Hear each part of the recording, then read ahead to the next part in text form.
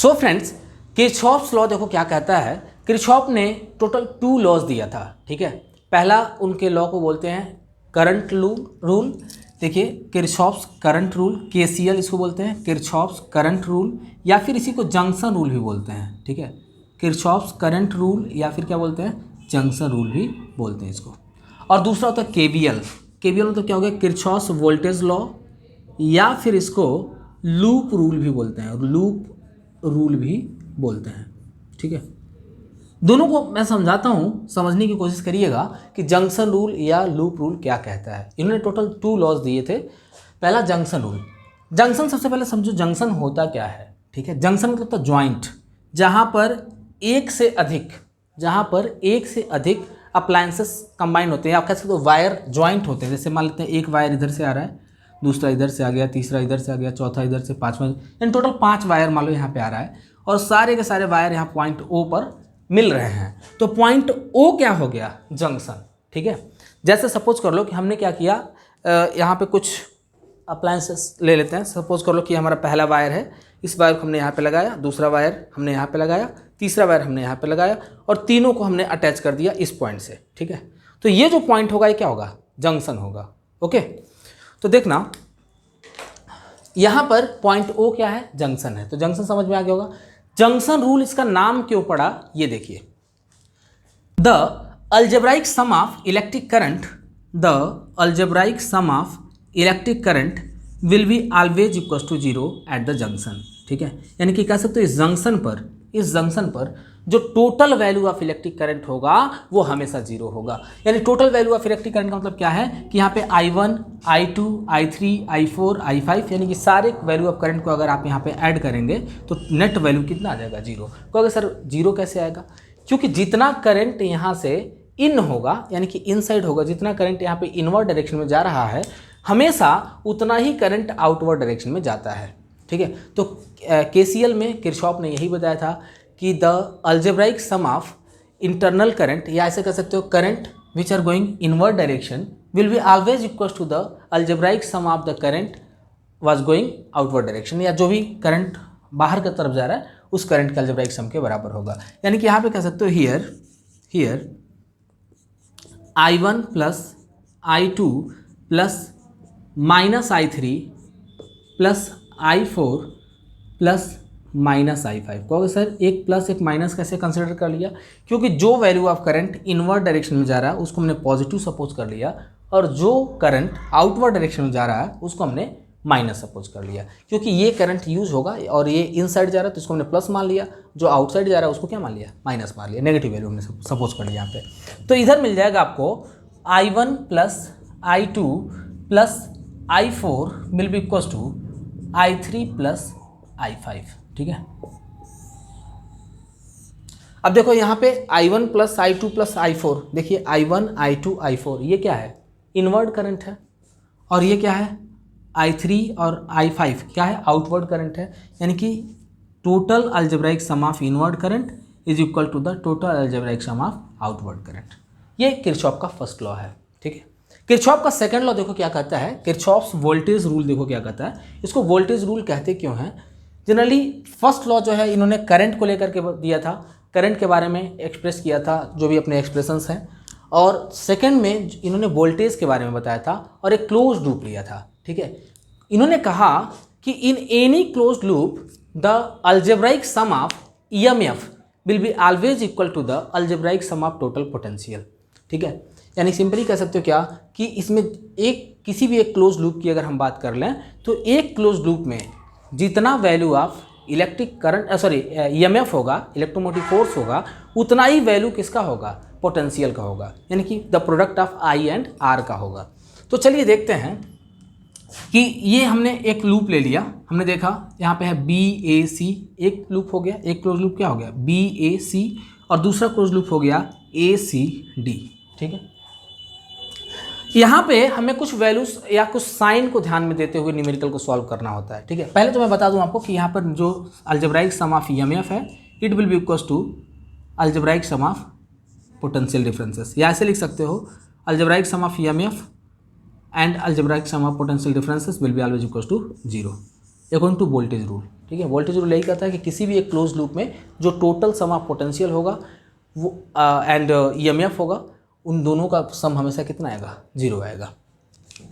अभी मैं आपको साइन के बारे में बताने वाला था कि कब हम साइन को पॉजिटिव कंसीडर करते हैं, कब साइन को नेगेटिव कंसीडर करते हैं। इससे पहले मैं इसको रब करता हूँ ताकि थोड़ा जगह की ज़रूरत पड़ने वाली है हमें, इसलिए इसको रब करते हैं फिर आगे बढ़ते हैं।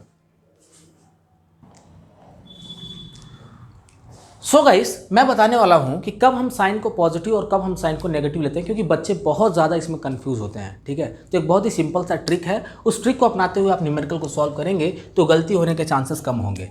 ठीक है, जैसे मैं यहाँ पे एक क्लोज लूप बनाता हूँ BAC, देखिए BAC यानी पहला क्लोज लूप हम यहाँ पे बनाते हैं, देखिएगा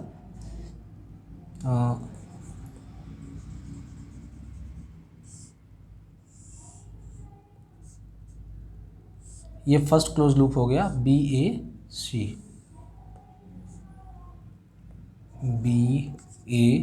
हो गया। पहले वाले का EMF है E1 और दूसरे वाले का EMF है E2, 2 सेल यहाँ पे कनेक्टेड है। पहले कॉम्बिनेशन में देखिएगा BAC में 2 सेल कनेक्टेड हैं और इसमें रेजिस्टेंसेस कितने हैं, रेजिस्टेंसेस 3 हैं। ठीक है, पहला देखिए ये R1, R2 और R3 है, तो ये हो गया R1, ये हो गया R2 और ये हो गया R3। अब ध्यान देना, लिखते हैं यहाँ पे in a close loop, in the close loop A B C and A, ठीक है ना, A B C A, या ऐसे लिखते हैं in close loop B C A, ऐसे भी लिख सकते हो। ठीक है, तो in close loop A B C A, इस क्लोज लूप में देखते हैं यानी कि हम कैसे मूवमेंट हम कैसे कर रहे हैं, A से B जा रहे हैं, B से C और C से फिर कहाँ आ रहा है, A पर आ रहा है, यानी कुछ ऐसे क्लॉकवाइज डायरेक्शन में जा रहा है। ध्यान देना, अगर हम EMF की बात करें कि कब EMF का साइन पॉजिटिव होगा और कब EMF का साइन नेगेटिव होगा, तो ये ध्यान देना कि जब हम मूवमेंट कर रहे हैं, मतलब A से B गए और B से फिर कहाँ जा रहे हैं, C पर, तो हमें एक EMF मिल रहा है यहाँ पे। ठीक है, A से B और B से जैसे आप C जा रहे हैं तो क्या मिल रहा है, एक EMF मिल रहा है। तो मूवमेंट करते वक्त जब आप आउटवर्ड डायरेक्शन में जा रहे हैं, यानी कि जब आप बाहर की तरफ निकल रहे हैं, तो आपको कौन सा टर्मिनल मिल रहा है। अगर एक टर्मिनल नेगेटिव टर्मिनल होगा तो EMF की वैल्यू जो होगी नेगेटिव होगी, और अगर आपको पॉजिटिव टर्मिनल मिलता है आउटवर्ड जाते वक्त तो उस कंडीशन में EMF की वैल्यू पॉजिटिव होगी। अगर ये पॉजिटिव होता है, ये नेगेटिव टर्मिनल होता तब EMF की वैल्यू पॉजिटिव होती। और यदि हम देख रहे हैं कि ये टर्मिनल नेगेटिव है आउटवर्ड करते वक्त, तो इसलिए EMF की वैल्यू क्या ले लोगे, नेगेटिव ले लोगे। तो पहला रूल आपको ये ध्यान देना है, हमें ध्यान देना है कि टर्मिनल पे कि जब करंट आउटवर्ड डायरेक्शन में जा रहा है तो उस कंडीशन में जो बाहरी टर्मिनल है इसका पोलरिटी कैसा है, पॉजिटिव है या नेगेटिव है। अगर ये पोलरिटी पॉजिटिव होगा तो आपका EMF का वैल्यू पॉजिटिव नेचर का होगा, और यदि ये आउटवर्ड वाला जो टर्मिनल है नेगेटिव होगा तो EMF का वैल्यू नेगेटिव नेचर का होगा। सो हियर E1 कैसा हो जाएगा बताओ, पॉजिटिव होगा कि नेगेटिव होगा, नेगेटिव होगा।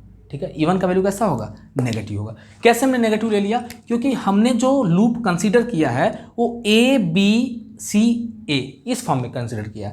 अगर यही लूप मैं ऐसे कंसीडर किया होता तो BACB, तो क्या होता, तो साइन चेंज हो सकता था। ठीक है, वो डिपेंड करेगा कि हमने कौन सा लूप कंसीडर किया है, लूप के अकॉर्डिंग हम साइन को चेंज कर देते हैं। तो देखिएगा यहाँ पे नेक्स्ट कंडीशन में, जब इससे पहले मैं तुम्हें बताऊं EMF से पहले जब आप A से B जा रहे हो तो यहाँ पर कुछ पोटेंशियल ड्रॉप करेगा, क्योंकि यहाँ पे रेजिस्टेंस है, रेजिस्टेंस से कुछ पोटेंशियल ड्रॉप करेगा। तो पोटेंशियल ड्रॉप करेगा तो यहाँ पे पोटेंशियल क्या होगा, R1 I1, क्योंकि इसमें हम देख रहे हैं I1 करंट फ्लो कर रहा था, ये है आपका I2 करंट और ये है I3 करंट। ठीक है, तो यहाँ पर पोटेंशियल ड्रॉप कर रहा है, और क्योंकि रेजिस्टेंस है तो पोटेंशियल ड्रॉप करेगा, और कितना पोटेंशियल ड्रॉप करेगा, I1 R1 के बराबर पोटेंशियल ड्रॉप करेगा। अब हम पोटेंशियल के बारे में बताते हैं तुम्हें कि कब पोटेंशियल का वैल्यू नेगेटिव लेते हैं और कब पोटेंशियल का वैल्यू पॉजिटिव लेते हैं। जैसे EMF का आपने देखा कि कब हम EMF का वैल्यू पॉजिटिव और नेगेटिव लेते हैं, ये तो समझ में आ गया होगा। अब आइए पोटेंशियल को देखते हैं, यानी कि I/R का वैल्यू कब पॉजिटिव और कब नेगेटिव होगा। हम मूवमेंट किधर कर रहे हैं, इस डायरेक्शन में, ऐसे कुछ मूवमेंट कर रहे हैं, क्लॉकवाइज डायरेक्शन में हम मूवमेंट कर रहे हैं, और जो करंट है, करंट कैसे फ्लो कर रहा है, एंटी क्लॉकवाइज डायरेक्शन में। तो यदि हमारा मूवमेंट और डायरेक्शन ऑफ करंट दोनों एक दूसरे के अपोजिट में हो, जैसे सपोज कर लो कि ये जो है डायरेक्शन ऑफ करंट है और ये जो है हमारा मूवमेंट है, अगर ऐसे कुछ जा रहा है दोनों एक दूसरे के अपोजिट, अब कहोगे सर हमारा मूवमेंट कैसे पता चलेगा, अरे वो तो तुम्हारे पे डिपेंड कर रहा है ना, लूप में क्या लिया है, A से कहाँ गया B पे, B से कहाँ है C पे, C से कहाँ है A पे, ये हमारा मूवमेंट है। अगर हम चाहते तो बी से ए पर आ जाते, ए से सी पर, सी से बी पर, ए हमारे अकॉर्डिंग हमारा मूवमेंट होगा। यानी कि आपको ये चेक करना है कि जो हमारा मूवमेंट है और करंट का मूवमेंट है, दोनों का डायरेक्शन एक दूसरे के जस्ट अपोजिट है या दोनों सेम है। अगर दोनों एक दूसरे के जस्ट अपोजिट होंगे तो वहाँ पर आई आर का वैल्यू पॉजिटिव लेना, ठीक है। दोनों अगर एक दूसरे के जस्ट अपोजिट होंगे तो वहाँ पर आई आर का वैल्यू क्या लोगे, पॉजिटिव। और दोनों अगर एक दूसरे के सेम डायरेक्शन में होंगे तो वहाँ पर value of potential will B negative. तो देखना यहाँ पर हम देख रहे हैं कि हम जा रहे हैं ए से बी और करंट आ रहा है बी से ए, यानी कि यहाँ पे दोनों एक दूसरे के अपोजिट हुए, तो जो पोटेंशियल ड्रॉप हुआ यहाँ पे ए वैल्यू पॉजिटिव होगा। फिर इसके बाद क्या मिला, बी से सी जाने पर, मतलब ए से बी पर आए, बी से जब सी जाओगे तो यहाँ पे बीच में एक EMF में मिल रहा है, तो इसलिए हमने यहाँ पे लिख लिया -E1। क्यों माइनस क्यों लिया, क्योंकि हम देख रहे हैं नेगेटिव टर्मिनल से बाहर निकल रहा है, इसलिए इसका वैल्यू नेगेटिव हो गया। अब देखिएगा बी से कहाँ आ रहा है, सी पे, बी से सी आ रहा है और करंट कहाँ से कहाँ जा रहा है, सी से बी पर जा रहा है, तो यहाँ पर भी वैल्यू कैसा हो जाएगा, पॉजिटिव हो जाएगा। I2R2 या ऐसे लिख सकते हो R2I2। ओके, यहाँ पर देखो जब आप C से A पर आ रहे हो तो पहले यहाँ पर भी पोटेंशियल ड्रॉप करेगा, जैसे यहाँ पर पोटेंशियल ड्रॉप किया था वैसे यहाँ पे भी पोटेंशियल ड्रॉप करेगा। यहाँ पर कितना पोटेंशियल ड्रॉप करेगा, यहाँ पर जो पोटेंशियल होगा वो होगा R3I3, क्योंकि यहाँ पे वैल्यू ऑफ करंट I3 है। अब बात करते हैं साइन का। यहाँ पे साइन कैसा होगा, हम मूवमेंट किधर कर रहे हैं, मूवमेंट इधर कर रहे हैं और डायरेक्शन ऑफ करंट भी इधर है, दोनों एक दूसरे के साथ, देखो डायरेक्शन ऑफ करंट इधर ही है और मूवमेंट भी हमारा इधर हो रहा है, तो इस कंडीशन में कह सकते हो ये साइन कैसा हो जाएगा, नेगेटिव। ओके, ये साइन कैसा हो जाएगा, नेगेटिव हो जाएगा। इसके बाद में फिर हमें क्या मिला, EMF मिला। EMF क्या मिला, E2। E2 हमें EMF मिल गया, यानी कि कह सकते हो EMF में हम देख रहे हैं कि हम कहाँ से आउटवर्ड डायरेक्शन कैसे जा रहे हैं, पॉजिटिव टर्मिनल से। जब पॉजिटिव टर्मिनल से बाहर निकल रहे हैं तो इसका वैल्यू पॉजिटिव हो जाएगा और सारे का अलजेब्राइक सम कितना होता है, 0, इसलिए हमने यहाँ पे लिख लिया 0।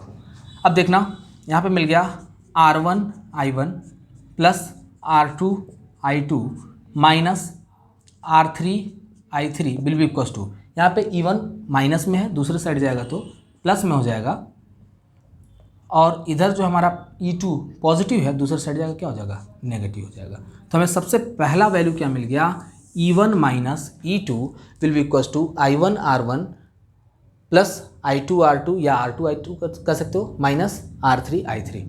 ये क्या है, पहला पोटेंशियल ड्रॉप, ये दूसरा पोटेंशियल है, तीसरा पोटेंशियल। ओके, तो आपने पहले क्लोज लूप में समझ लिया कि हम कैसे न्यूमेरिकल को सॉल्व करेंगे। इसी तरह से इन सेम में हम दूसरे वाले को भी समझाने की कोशिश कर रहे हैं आपको कि दूसरे क्लोज लूप में क्या होने वाला। दूसरे क्लोज लूप का यह डायग्राम इधर बनाता हूँ, ये रहा पहला रेजिस्टेंस R3 है इसका वैल्यू, और फिर यहाँ से आ रहे हैं जब तो यहाँ पे भी एक रेजिस्टेंस मिल रहा है, और फिर यहाँ से जब इधर जा रहे हो तो यहाँ पे भी एक रेजिस्टेंस मिल रहा है। ये वैल्यू है R4, दिस इज़ R5। यहाँ पे देखिए इसका करंट का वैल्यू कितना दिया, I3 है, यहाँ पे वैल्यू ऑफ करंट कितना है, I5 है, और यहाँ पे वैल्यू ऑफ करंट कितना है, I4 है। यहाँ पे वैल्यू ऑफ करंट कितना है, I4 है, और इसका नाम भी दिया हुआ है ACD। ओके, तो देखते हैं, ऐसे लिखेंगे इन क्लोज लूप ACDA। देखिएगा A से कहाँ गए, C पर, C से कहाँ है, D पर, D से A से बस A तक ही, मतलब एक क्लोज लूप बन गया हमारा ACDA, एक क्लोज लूप बन गया। इस कंडीशन में देखना, जब A से C पर आ रहे थे तो सबसे पहले क्या मिला, EMF मिल गया। EMF का वैल्यू यहाँ पे देखो कितना है, E2 है, ठीक है। जब A से C पर आ रहे थे क्या मिला, EMF मिला, और EMF का वैल्यू कितना है, E2 है। सवाल ये पैदा हुआ कि सर इसको पॉजिटिव साइन में रखें कि नेगेटिव साइन में रखें। तो ध्यान दो कि जब आप मूवमेंट कर रहे हैं, मूवमेंट कैसे कर रहा है, A से C, ऐसे मूवमेंट आपका जो हो रहा है वो कैसे हो रहा है, A से C, C से फिर D से फिर A, इस टाइप का कुछ मूवमेंट हो रहा है। यानी जब आप इंटर कहाँ से किए, पॉजिटिव से, और बाहर कहाँ से निकले, नेगेटिव से। मैंने बताया था ध्यान देना है कि आउटवर्ड डायरेक्शन किस टर्मिनल से जा रहे हो, तो नेगेटिव टर्मिनल से आउटवर्ड जा रहे हो, यानी E2 का वैल्यू कैसा हो जाएगा, नेगेटिव हो जाएगा, तो -E2 हो गया। अब यहाँ पे देखते हैं कि R3 जो हमारा रेजिस्टेंस है, यहाँ पे कुछ पोटेंशियल ड्रॉप करेगा, तो उस पोटेंशियल को निकालते हैं। यहाँ पे वैल्यू ऑफ करंट कितना, I3 है, तो लिख सकते हो R3I3। बोलोगे सर यहाँ पर भी तो साइन का वो होगा, कुछ वैल्यू होगा, साइन पॉजिटिव होगा कि नेगेटिव होगा। तो देखो हम जा रहे हैं इस डायरेक्शन में और करंट किधर जा रहा है, हमारे अपोजिट में, तो यहाँ पर जो IR का जो वैल्यू होगा वो पॉजिटिव होगा। नेक्स्ट स्टेप में इस पे देखते हैं, यहाँ पर जो रेजिस्टेंस है यहाँ पर भी कुछ पोटेंशियल आकर के ड्रॉप करेगा, तो उस पोटेंशियल का वैल्यू निकालते हैं, हो जाएगा R4 I4। बोलोगे सर ये वैल्यू पॉजिटिव कैसे रख लिया आपने?